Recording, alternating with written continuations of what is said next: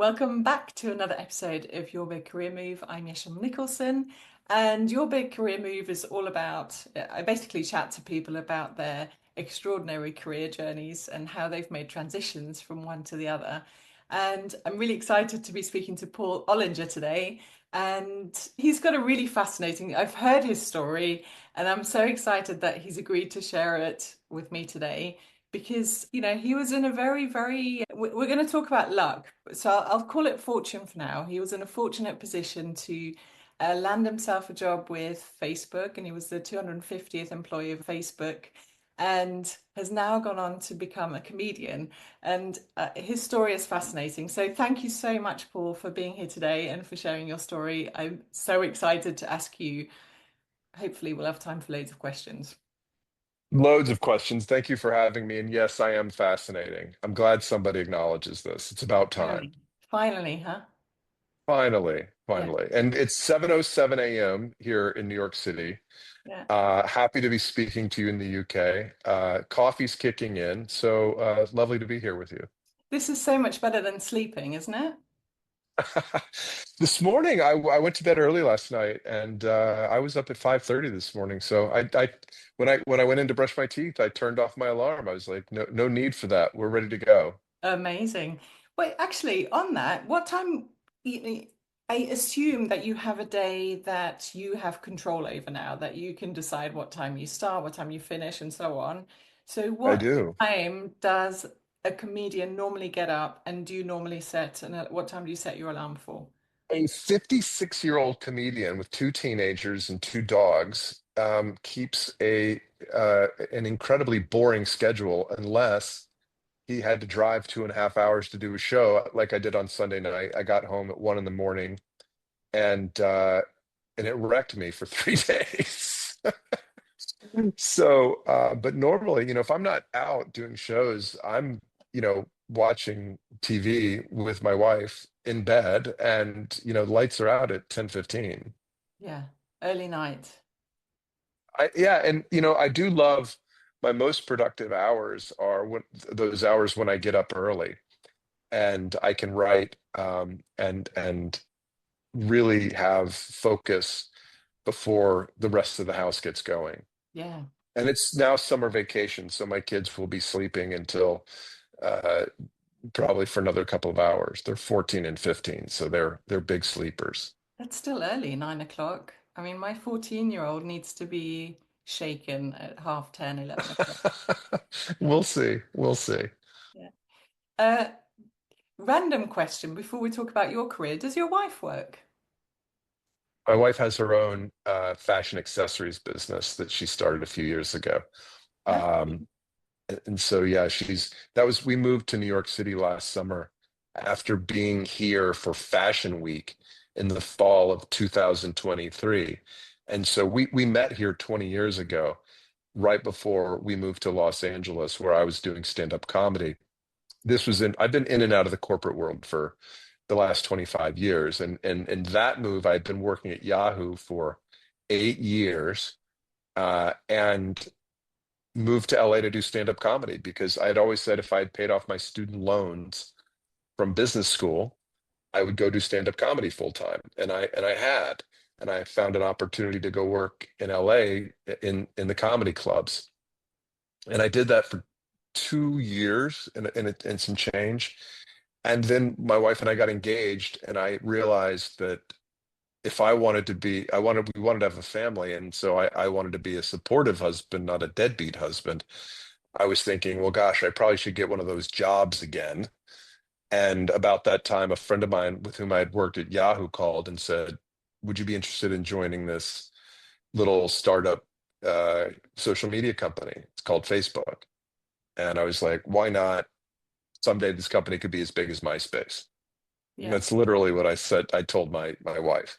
yeah, And that's basically the extent of my vision. And I didn't get into it because I thought it was going to become what it became. I got into it because I was like, okay, I don't know what this will be, but I can see that if I join and two of my friends join, well, that's geometric growth. This thing is growing really, really fast. And anything that grows geometrically becomes a force to be reckoned with.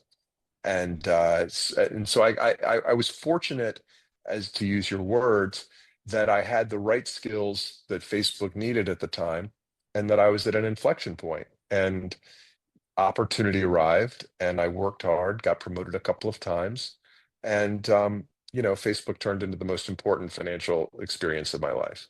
Yeah. It's incredible, isn't it? It's that sliding door moment where you think, well, actually, if I hadn't joined Facebook, what do you think would have happened if you hadn't? Like, what other opportunities were on the horizon for you at that time? Who knows? I think if I hadn't gone to Facebook, I would have either, stayed in comedy and figured that out, and maybe become a more skilled and popular comedian than I am today, or I would have ended up finding kind of sort of sliding into the business side of the entertainment industry. I could see the potential of having become a professional representative, like an agent or a manager for other comedians or actors or things like that, maybe a club owner. So who knows? But you make the choices you make, and you make the most of them. And if you and when you realize you've stepped into something really, really good, you try to make the most of it. Totally. How long were you at Facebook for in total? I was there for 4.5 years. Um, you often hear people staying in the technology business for 4 years or 5 years, and those are often correlated to their vesting schedule. So the stock vesting. So I was there for 4 years, and about that time, the company asked me to move from Los Angeles up to Palo Alto, where the headquarters were. I was running the West Coast sales team, so the West Coast of the US, from San Diego to Seattle, where you're calling on brands like Nike and Starbucks and all the movie studios. And at the time, the Asian auto manufacturers were headquartered in Southern California. They've since moved to Texas and Tennessee and places like that. But my team was up and down the coast, and they asked me to move to Palo Alto. And at that time, I had moved around a lot, and my wife and I were starting a family, having kids, and I really wanted, if I was going to move, I was going to go someplace I was going to stay for a while. And so I decided to move back to Atlanta, where I grew up and where my parents were, my 80-plus-year-old parents were sick, and I had a role to play in my family at the time. Yeah. And so we moved home, and I left Facebook shortly thereafter. And so you moved to Atlanta knowing you were going to leave Facebook? Probably, knowing that it was, it certainly wasn't the professional career maximizing move. The company had said very nice things about my runway, about my potential at the company. If I moved to Palo Alto, I just didn't feel it. It just wasn't something I wanted at a gut level. Mm, Um, and I had a deep desire to be home, and a deep desire to not regretting things on my deathbed is sort of one of my big motivators, and that's why I do comedy. But it was also one of those things with my parents. I didn't want to ever think that I didn't play a full role in the latter years of their life, and I did, and I feel very good about that. because Could you're I have one done it? of, Well, did I hear that you're one of six? I'm one of 47. I mean, six. Um, Probably feels like yeah, 47 sometimes. sometimes. So Well, did it you did when all we were play a kid. role? It Like, did when we were. Yes, all my siblings were. I'm from a very solid family. My parents stayed together for 55 years until my mother passed away, and everyone, and nobody's too far away. Um, nobody's more than an hour and a half plane ride away from Atlanta, and all my siblings did everything they could to play a role to support our parents during the last years of their life, given their other responsibilities for work and family and geographic constraints. But everybody did their part. The ones that weren't local would come down and stay with my dad or mom for 2 or 3 days at a time, and then go back to their homes.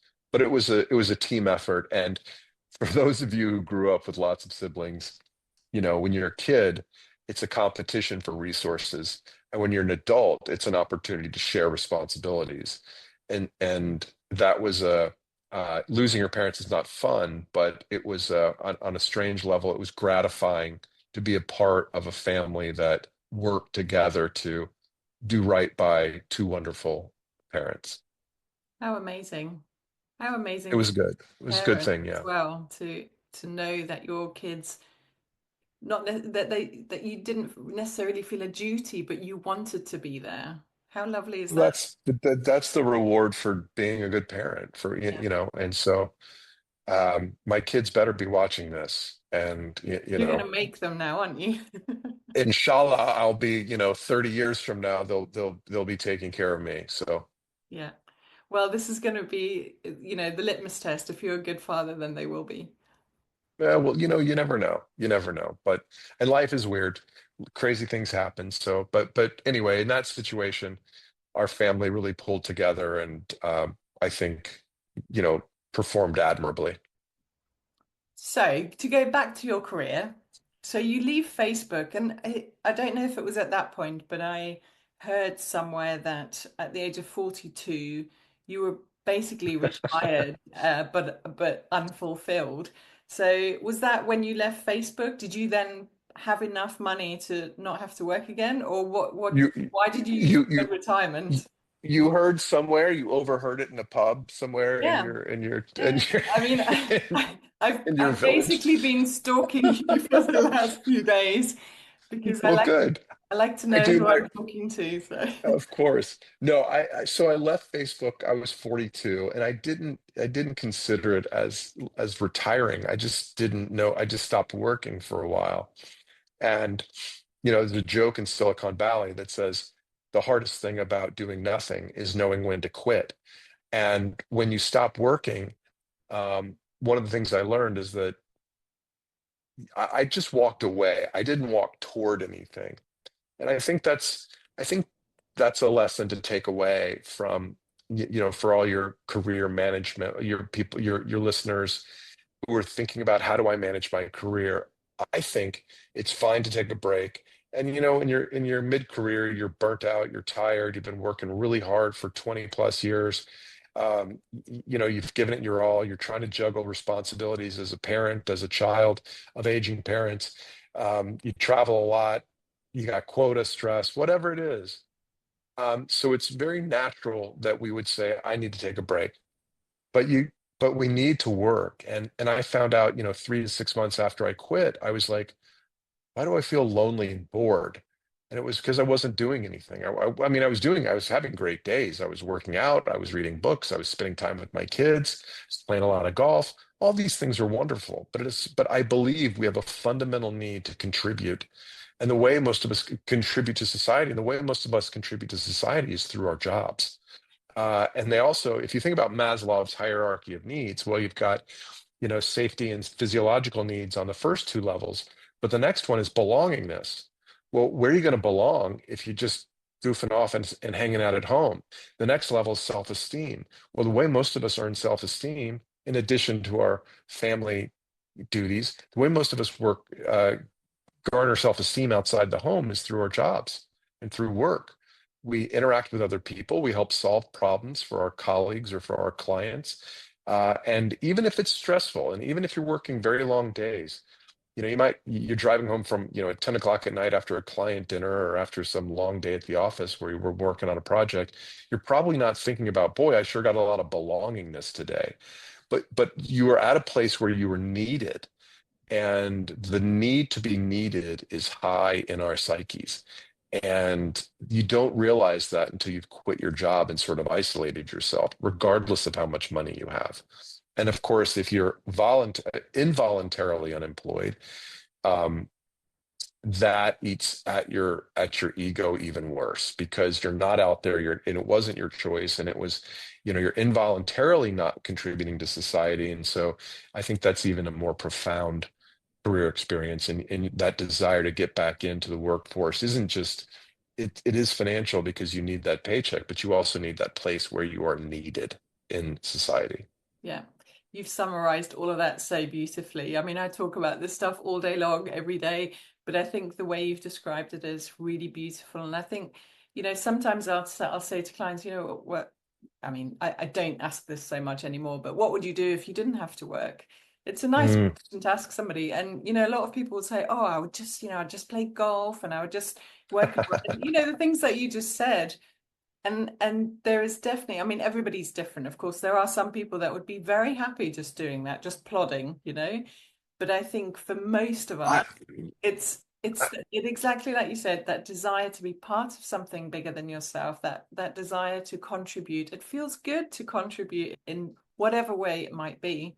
So I think you've just summarized that really beautifully and obviously from experience. Have you come across a lot of people that have continued in their corporate career and have just kept climbing the ladder, climbing and climbing and climbing, that you would have climbed if you hadn't stepped away? And when you meet with people like that, what do you observe about yourself or them? I think, well, first of all, I want to, be self-aware and say out loud that this is a luxury. This is an unfathomable luxury to have the choice to be able to do this, even in my mid 50s, right? So, and it's been a lot, it's been a long time since then.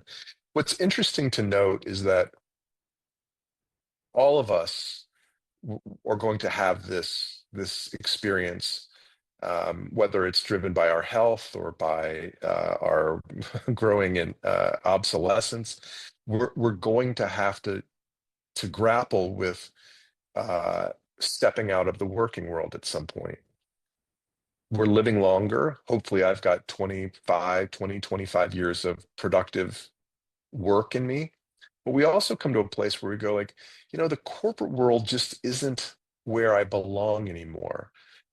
I think my personal um, journey has been like, and I think this comes to a lot of people at this age. You start going like, how do I be me? How do I do work that is an expression of what's inside of me and who I am and what I'm passionate about? And um, the corporate world isn't terribly well suited to foster individual flowers. It is there to, get work done as a team, staying on message, staying, repping the values of the company, whatever those are. And as you get older, it's kind of harder to keep your mouth shut, especially if you're like me and you're genetically predisposed to run it in the first place.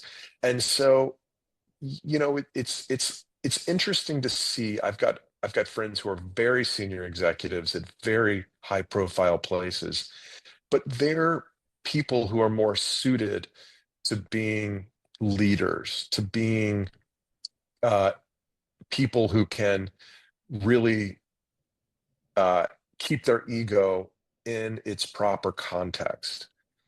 And I want to say that with great admiration. And so it's very interesting to step out and think that you have, okay, I've done very well financially, but then, your friends keep moving up the ladder and they keep achieving things, and you go, man, I wonder what I would be doing if I was still in the game. But the truth of the matter is, I don't think the corporate world would be a good fit. Maybe I could have fought it out for another 4 or 5 years. But at a certain point, you have to say, okay, well, how am I going to? Because even at 56, I'm waking up ambition, with this deep desire to contribute, to create. And so all of us have to answer, how do I feed that part of my soul while recognizing that the things that worked for me as an employee when I was 32, 34 aren't going to be consistent with who you are in your mid 50s. And so the challenge is, how do you find work that pays you something, but that also um, is a reflection of who you are and what you want to bring to the world at this part of your life. And is it fair to say you want to bring laughter? Well, I think laughter is certainly part of it. I want to make people not just laugh, but think. I want to use my unique opportunity to be able to say things, the truth of things as I see it, which is often the term politically incorrect is dated and overused, but I want to be able to say things that people who have obligations to other institutions can't say. Um, I Why? wrote Why do you my want to be able to do that? I just think it's important because I think the truth is conveniently overlooked or ignored in our world, um, for whatever reason. And I want to be able to say what I want to be able to say. Arthur Brooks has a great book called From Strength to Strength, and you probably have, you're probably familiar with it, but it talks about the very real changes to our brain as we get from, as we go from 30 to 50 or whatever. And, part of the thing that I want to impart on the world is like, there's some things going on out there that we should be aware of. And if I was an employee of a company, I wouldn't be able to say these things. For example, I have a Substack, words.paulollinger.com. Again, it should be, as we talked about earlier, it should be like Funny Paul or something like that, but that's not what it is. But I wrote this article about Qatar, about the massive amounts of money that Qatar is spending in the United States to buy influence, and in addition to the $400 million Boeing jet they're granting to our executive branch. um, they've spent billions of dollars at American universities and colleges over the last decade. And people aren't talking about this, and people aren't, it's very easy just to think, oh, well, this is just benign money, but people don't spend billions of dollars without expecting something in return. So what are they expecting? Why are they doing this? We should be asking these questions. And if I was at a company where I was either they were either investors or they were investors in some of our clients, I wouldn't be able to say what I want to say about that topic, which, by the way, is very funny. I'm sure it is. But and I like the fact that you're combining sort of what's happening in the world with comedy because it does get people's attention and it gets people to think about things slightly differently. But I want to go really personal and find out why. I've asked you already, and I'm not letting go. I'm like a dog with a bone. I'm really Don't let curious go. to know why you have this desire to share this with the world. I know you're saying, I wouldn't be able to do this if I was working for XYZ Corporation. I totally get that. But where does that desire to share information in a certain way come from? What are you getting from it personally? Um, Well, well, there's a couple different products that I work on. One, I do stand-up comedy, and there's nothing like the narcotic feeling you get when you make a room full of people laugh at the same time. It is an opiate of the healthiest, but certainly very addictive variety. Um, so comedy is just fun. Writing on Substack, or in other publications, there's there's a satisfaction, with all the social media we're pushed to do, and I often think, gosh, what if instead of producing a podcast with intellectuals and celebrities that I've been producing for 6 years, what if I'd put that effort into creating a social media character? I'd probably have lots more viewers and fans and things like that. But the process of preparing for an interview, reading the book of an intellectual or even of a television actor, and then sitting down and being able to have conversations is highly rewarding. The act of the thing that feels the most authentic to me is writing. And so I'll start with a concept like, okay, this Qatari, the conceit behind the Qatar article is basically like, hey, where's my money? Why am I not getting any money from Qatar? And I'm saying, hey, I want you to invest, dear Qataris. I want you to invest in my new comedy club that I'm going to build here in New York City. And then I start to kind of play with it, and you take a concept and you tear it apart and put it back together again, and tear it apart again and put it back together again. And the more you do that, the more your brain starts to see the topic more clearly. And so it's very satisfying intellectually to go through those exercises. I speak often to corporate audiences. That's somewhere in between comedy and the writing. But it's also satisfying because you can go in there and try to offer value and make people laugh at the same time. And it's just fun. Yeah. And I'm so for fun. I think as adults we forget to have fun and we're in a job because it pays the bills and it, gives us status or whatever. And I think I wrote a little article about it yesterday, but we just forget what's fun to us. I mean, I've lost count of the number of people I speak to who go, I just don't know what I do for fun anymore. I don't know what brings me joy, in middle age particularly. And I'm like, that's horribly sad, because if you look at kids, all they want to do is jump around, skip everywhere, like they don't walk places, they run everywhere because they're so excited, and they laugh at silly things. And at what point is that beaten out of us? And, if you skip down the street as an adult, you're going to get locked up. So, like, I think it gets beaten out of us.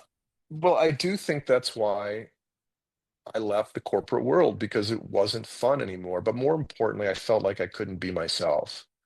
And I think for people who, lock themselves, I'm generalizing again, it's not everybody, but I see people who have locked themselves into a lifestyle, lake houses, country clubs, fancy cars that require them to do work that they don't enjoy late into life. And um, they don't feel good about where they are going when they wake up every morning. And that is a tough place to be. Yeah. And so, if I were still in the corporate world, I mean, we have everything we need, but we could be living a much fancier lifestyle, um, and taking much fancier trips and doing so, the way billionaires roll. But that's not what's important to me. What's important to me is to feel good and be excited about what I do every day. Because I know that when you were growing up, owning a lot of money was really important to you. At what point did that shift? Well, that comes back to what is a lot. The most important question you can answer when you're going through that is what is enough? And the challenge is that we are programmed genetically, evolutionarily, to never stop wanting. And it's funny, I've interviewed loads and loads of people who've done research around money and happiness. And there's a book called Happy Money that's written by Liz Dunn from the University of British Columbia and Mike Norton from Harvard Business School. And they cite ways that, spending money can make you happy. But they also do, I also interviewed Sir Angus Deaton, who is famous for writing with Daniel Kahneman the study that discovered that after $75,000 a year in income, there's no additional happiness. Now, that 75,000, this is like a 15-year-old study. It doesn't take cost of living into account. Lots of caveats to that research. And some people have said, well, they didn't talk to people who have a lot, like multimillionaires and things like that. Well, Mike Norton did look at multimillionaires, and what he found was he asked those multimillionaires, how happy are you on a scale of 1 to 10? And then what would it take for you to get to a 10? All of them said twice as much to get to a 10. So no Twice matter as how much much you have money or twice as much money, of everything? twice as much money. And I'm Okay. oversimplifying, but the net of it is that no matter how much money you have, you always think that 2 to 3x will make you. I'll be happy when. I'll be happy if I lose 10 pounds, if I grow my hair back, if that person who I love loves me back. All these conditional things these games we've played to tell ourselves that happiness is based on acquiring something we lack. Well, guess what? You're going to get that thing and you'll still be lacking something. And so, um, and so it's important to be aware of that. Yes, I did want to make a lot of money when I was a kid. And when I worked at Facebook, I said, okay, when I was leaving Facebook, I said, okay, I now have enough money to send my kids to private school, to belong to a country club, to drive nice cars, to take nice vacations. And I thought, and I can do this for the rest of my life. And that to me was a very wealthy lifestyle. And we've been very, very fortunate to be able to maintain that for the last 14 years. And if we don't overconsume, I'll still be able to do that for the rest of my life. What we won't be able to do is to rent private jets or buy private jets and try to keep up with people who are billionaires. And what's weird is like you think, okay, well, billionaires, that's absurd. Well, when you make it into the multimillionaire set, you start hanging out with people who have have multiple millions. And then all of a sudden, and many times that. And then you go, oh, wait a minute, I didn't really think about that lifestyle, multiple vacation houses, flying private, things like that. But if you let yourself be tempted by those things, you'll either run out of money or you start taking jobs that you don't really want in pursuit of a lifestyle you don't really need. Yeah. And so that's what I try to remain conscious of. You live within your limits, and we're again very fortunate that our limits are luxurious. But there are things that we would like to do that we don't do because we can't afford it. Yeah. Because I've chosen to pursue a career that feels authentic to me as opposed to a career that maximizes income. Do you know, I've been so captivated by what you're saying. I've totally lost track of what I was going to ask you, but I think I've remembered. Hang on. You talk like somebody who has spent a lot of time thinking about the subject of money, talking about the subject of money and life and careers and the meaning that we attach to all of those things. And I wonder when this journey of sort of reflection and researching and talking about these topics started. Did it start while you were still in the corporate world, or is this something that you've been interested in since leaving? It started when I got everything I wanted and I still wasn't happy. It started when I got that. I'll be happy when I get X dollars. And I got X dollars and many more. And then I found myself going, well, why don't I feel great about this? I mean, I was very, I remain very, very grateful for the cash. Don't get me wrong. But I was like, I've gotten everything I've always dreamed of. And when I look in the mirror, I still feel insecure. I still feel I'm not doing enough. I still feel like I haven't achieved anything. And you don't feel what's odd is that I felt like a rich loser because I wasn't doing anything. And I was like, wait a minute, something's going on here. What is this all about? And so I started reading, and this is, I guess, 14 years ago when I left Facebook. I really started reading everything I could about money and happiness and about human happiness in general. And a few things kind of strike you when you start pulling back the onion on the psychology of money. And that is, first of all, our happiness isn't determined in the absolute. It's not about how much money we have. It's about how much money we have relative to our neighbor. And that is a wildly unflattering and scary insight. And if you let your brain play that game, you will never, ever be happy. There's studies done that people would rather live in a neighborhood where th where they make $80,000, but the average income is $60,000, as opposed to making $120,000 in a neighborhood where the average income is $140,000. So that even if they had more money and more purchasing power, they'd rather have relative purchasing power than absolute purchasing power. That's bananas to me. What kind of a neighborhood do you live in? We live in New York. You never know who's. We moved here last summer. Um, and who knows? I don't know what my neighbors, nobody goes into their neighbor's house. It's in the suburbs in Atlanta, you can see the neighbor's house from the curb. You can see the kind of car they drive in the driveway. In New York, all you know is what door these people go into. You have no idea how many floors or how many rooms they have or anything like that. Yeah.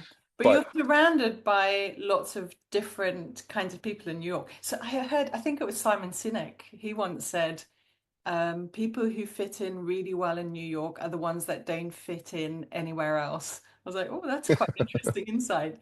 But anyway, I guess I'm curious to know, like, because you can be in a neighborhood and know how much roughly people earn around you, or well, you, you know how much they spend. yes, well, this is true. Good point.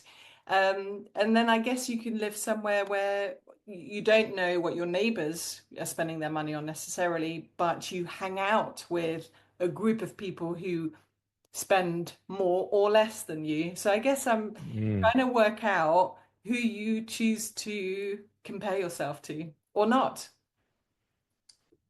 We have friends that have far less than we do, and we have friends who have hundreds of times more resources than we do. Which ones do you like more? And I like people who are I comfortable just with made a who they are. comedian laugh. Sorry. I mean, I'm Yeah, going no, to that's finish the fine. interview now because That's we like hanging out with people um who are comfortable with who they are. We like to hang out with people who are doing interesting things that they do for the intrinsic rewards rather than for whatever. We don't have a lot of friends who are wearing Gucci all over themselves, trying to represent to the world that they have wonderful taste and a lot of money. We hang out with very few people like that.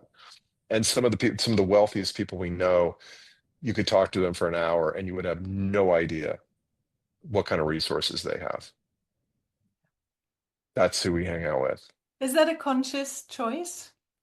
I'm not sure it's conscious, but it's not accidental. Yeah. So it's deliberate at I some. mean, you want to hang out with people who have good values and that you can be comfortable introducing to your children. And those values, we hang out with people who are secular. We hang out with people who are religious. It's not just about what you believe on paper. It's about how you act and the values of humility and hard work and generosity, things like that, and more than it is about I want to hang out with the most famous people in the world. If you had stayed in a corporate job and let's say you were earning $100,000 a year and you didn't really see there was an opportunity for promotion, your career's sort of plateaued, but you've still got this dream of being a comedian and contributing to Substack and so on. What what would you advise somebody in that position to do? Well, I think that what I've done is an absolute luxury. And if you're doing a job that doesn't feel super authentic, but you still need that job, um, your first obligation is to provide for yourself and for your family. Um, and so maybe that job has far more significant meaning to your life because of what it allows you to do. Um, and you set a long-term goal to say, well, I don't want to do this forever. What will it take to, get me to a comparable income for something that feels more authentic to me? Um, so I would think about it like that, first of all. Second of all, and we've touched on this, but the most important way to achieve and maintain financial autonomy is to keep your spending in check. Don't buy stuff you don't need because feeling happy about where you're going when you wake up in the morning is far more important than driving a fancy car as opposed to a modest car. I've driven very nice cars for the last, couple decades, and it's lovely. But the most incredible car purchase I ever made was the one that replaced the beat up junker that I was driving when I was 24 years old. And going from, some unreliable car that you're embarrassed to pick up a date in, if you can even get a date when you drive that kind of car, to something that's acceptable, to something that starts when you turn the key or press the button, is far more cathartic and exciting than going from a Audi to a Mercedes. That's just that's lovely. It's nice and I'm fortunate, but like just having something reliable is way more important than having something fancy. And having money in the I say the richest I've ever felt after all this experience of Facebook, the richest I've ever felt is the day I paid off my student loans. When I had a net worth of zero, I felt like a millionaire Yeah. because I was finally my own person. I was finally my own financial entity and I didn't know anybody anything and it felt glorious. When did you feel poorest? You know, when I was probably 24, 25, and had already dug myself a little bit of a credit card hole. In both our societies, America more so than Britain, I would imagine, is far too generous with our revolving credit opportunities. And they're designed to trap, I was going to say consumers, but to trap people, to trap daughters and sons, mothers and fathers in an almost inescapable cycle of debt. And that is disempowering and it's dehumanizing. And it keeps us, when you wake up in the morning and before you're done brushing your teeth, you're thinking about your credit card bills, you're not going to be a happy person. You can't be thinking about joy and empowerment if you've got this chain around your neck. And so and my father did me a great service. My parents did me a great service. They got me out of college with no debt. When I went to business school, I took on debt on my own. That was later. But he also did me the service of saying, I've gotten you out of college. Good luck to you. Go figure it out. And so there wasn't I knew I could always move home if I needed to, but I didn't want to do that. They didn't want me to do that for a variety of reasons. And I got myself into a financial pickle in a very short time because I was driving some car that needed repairs, and all of a sudden I owe $4,000, and this is 30 years ago, of course, when that was a lot of money, and I was making very little money, and all of a sudden you're like, I'm trapped. What do I do? And I remember thinking, I'm not living the kind of life that I could be living. I need to get myself out of this. And it took me several years to do it, but I did do it and I escaped it. And again, it comes back to that paying off my loans thing. Like 8 years later, when I paid off not just that credit card debt, but my student loans, I was like, all right, no more of this BS anymore. I'm not living like that. I'm not gonna I'm not gonna put myself in a disempowered position like that ever again. Yeah. What advice do you give your kids when it comes to careers? They don't listen to me. Come on, what do you Just because they don't listen doesn't mean you're not giving it. No, I know. They're yeah, much more scarily they watch us and they see our bad habits. But I try not to preach at my children. Um, you look for opportunities to teachable moments, as they say. Um, my kids get allowance with a weekly deposit into their debit cards. There's this thing called Green Light that we have here, where it's a debit card for children and teenagers that allows them to manage their own money. And again, I don't say it so much, but we offer them the opportunity to make mistakes with small amounts of money. And the most important part of that is showing them that you have X dollars a week. It's up to you to spend it on what you want to spend it on. It's your choice. But if you buy X, you can't buy Y. Your choice. Which do you want? And one of my children saves every penny she gets, and the other, when he gets it, so I'll leave it to you to figure out which one of my kids is which, since I have a boy and a girl. When my son gets his allowance, the first thing he does is go on Amazon to look for something to buy. Not that he necessarily even has a thing, although that was the case, and now he's a big football fan. He's a Fulham fan, FYI. He's buying Premier League jerseys and well, he's buying Fulham kits, and then some other teams around Europe, etc. So that's his thing now. But if he buys one jersey, he can't buy the other one. And so, without telling them, without being didactic about it, you offer them these learning opportunities to again make mistakes with small amounts of money so that they can understand the responsibility when they have bigger amounts later in life, hopefully. It's funny, my children are exactly the same. I've got two girls, but the older one will, she doesn't necessarily spend it straight away, but she's already got 100 things that she would like to spend it on.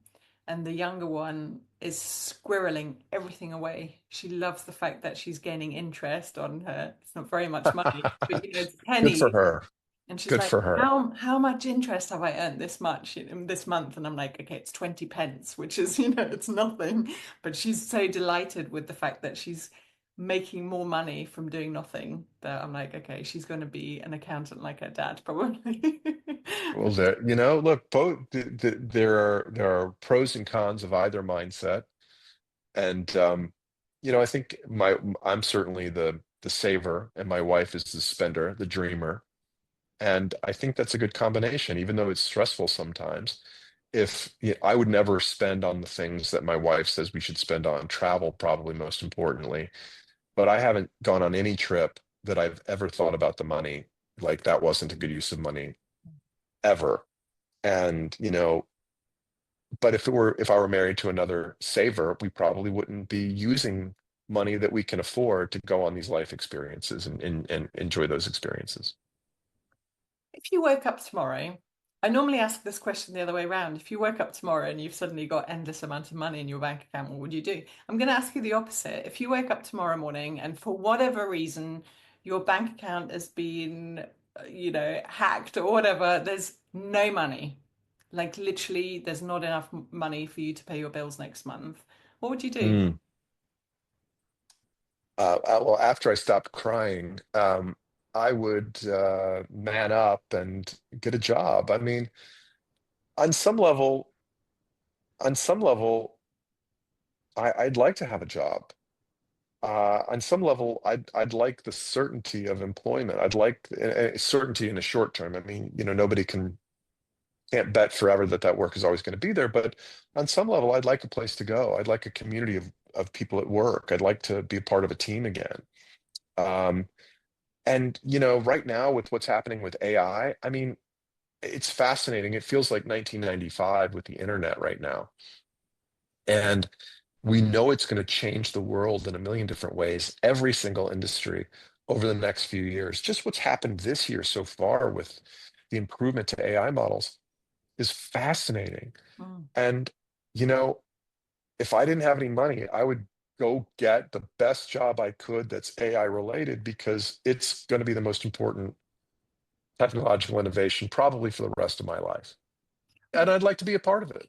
Yeah. What kind of job could you envisage yourself doing at this point? Because I don't know. you've got I quite a don't lot know. of skills and knowledge that would be quite useful to somebody somewhere. Well, the easiest thing to do, although it would take a lot of convincing people, is to go back into the digital media world, to the digital advertising world in some form or function, and try to leverage those skills and experience. Although my network and my relevant knowledge is atrophied, I think I could with a year or so of focused work and sincere attention, I think people would trust me again. Yeah. Be kind of a fun experiment, wouldn't it? To just go for like send your CV off to a few places and just see Yeah, what the listen, response is. I've thought about it, but I've got this other puzzle that I'm working on, and it's not an easy puzzle, but I'm trying to figure it out. And to me, I don't know, I can't, I'm a bit obsessed about, I'm not a bit obsessed, I'm very obsessed about it, and I want to figure it out. What's the puzzle? Well, the puzzle is how do you create everybody wants to be a famous writer or a famous comedian or an influencer or whatever. The puzzle is how do I take the things that I'm passionate about and try to create something of sustainable and scalable value to the world? Um, there's a guy named, oh God, blanking on his name, The Psychology of Money, Morgan Housel, who wrote a book, The Psychology of Money. And he's been a financial blogger for a lot of years. And he put out this book, I don't know, 6 or maybe 5 years ago. And it sold, I think, almost 10 million copies worldwide. Massive, massive book. It's a pretty simple book, actually. Maybe that's why it sold so well. Mhm. Um, but in his writing, not even in the book, but in his writing, he talks about, being good isn't good enough. You have to be unique.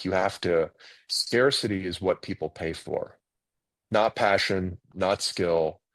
And so the puzzle is how do you take these things that you're good at and passionate about and turn it into something that people are unwilling to not pay for, that they have to hear when Paul Ollinger puts out another blog post or comedy routine. I have to see it.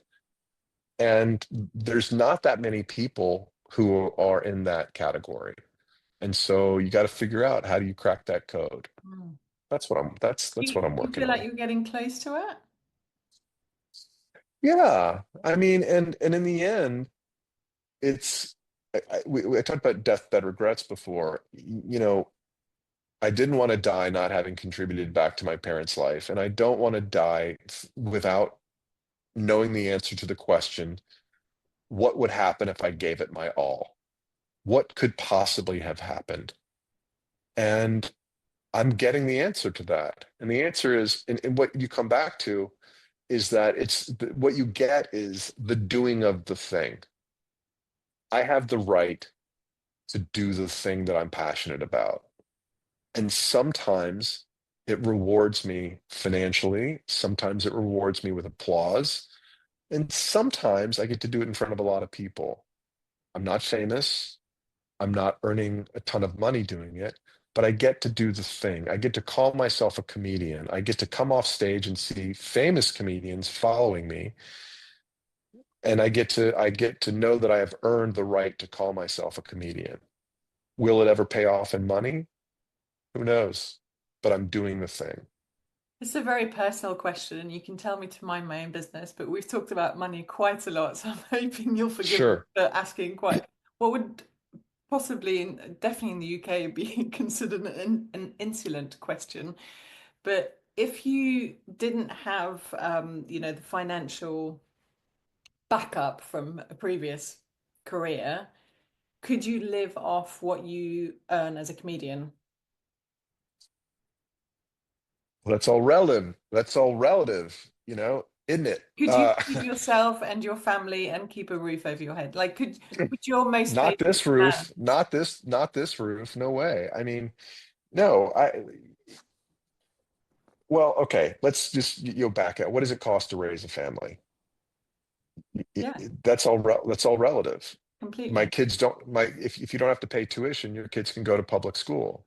It's free. Okay, well, there's $150,000 a year in post-tax income that you just save by sending your kids to private school, to public school. Yeah, That's 300 or $280,000 in top line income. Boom, buy. That's a choice. Um, so it's all relative.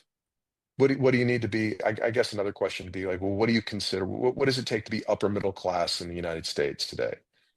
Probably $300,000 a year in household income. And if you send your kids to public school, you can live you can have two good cars that aren't broken down. You can live in a good neighborhood because you got to live in the right neighborhood to send your kid to the school that you're going to feel good about, right? And that means you're going to have to own a house that costs $500,000 to $800,000. Well, what's the mortgage on that on a 30-year loan? I don't know, do the math, but like, you need an income like that. I mean, if I really was focused on making money, I think I could earn, that level doing corporate speaking pretty quickly if I said I'm going to I'm going to do comedy and do corporate speaking. I think I could get to that level in a few years. But it would be a focus on the money as opposed to a focus on the craft. yeah. And there's nothing wrong with that. It's just not where I do like doing corporate speaking, but I'm more passionate about doing the comedy and the writing.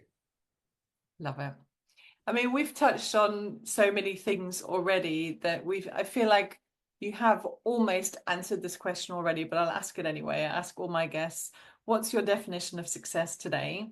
And how does it differ from 10, 15 years ago? My definition of success is feeling good when you wake up in the morning, and that means everything to me. um it's not I called it the laptop test. Of course, now it would be the iPhone test or the cell phone test. But when you wake up in the morning, you look on your nightstand and you see that iPhone, are you dreading picking it up, or are you excited to pick it up and see what's on the other side of that. And that's an important indication as to whether or not you're doing the thing that fits with your soul. Because if you're dreading it, then that means, um, it's you're probably not doing something that you really, really want to be doing.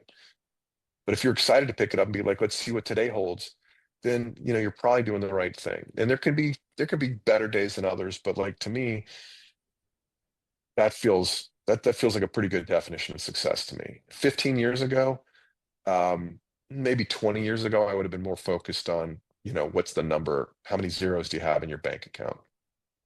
Yeah, that's quite a big shift, isn't it? I'm just laughing because this is a habit that I I feel I should get out of, and I don't like shoulds, but I think it's probably not that healthy. But my thing in the morning is how many book orders have come in overnight, because that's my at the moment. I'm just trying to think. I think well that's the most visible passive income that I have is my Hmm. Hmm. sales. So that's kind of like a thrill every morning to see how many have I sold while I've been asleep. Yeah, no, that's a Cheap wonderful thrills, thing. And Paul. Cheap thrills. but you can look at that as another way. I mean, book sales aren't just about the money, they're about how many people that you're helping. Completely. And Yeah, yeah. it's an indication that you matter. It's Yeah. an indication that you're being useful, going back to what we were talking about earlier in the conversation. And that dopamine hit or serotonin or whatever it um, is an indication that you matter. And this is why social media is so addictive, is because we all need to feel that we matter and that we have a place and that we're contributing. And so, um, you can look at that in a variety of different ways, but like I understand that completely, and I hope you sell lots and lots more books because that means you're helping more and more people. Thank you.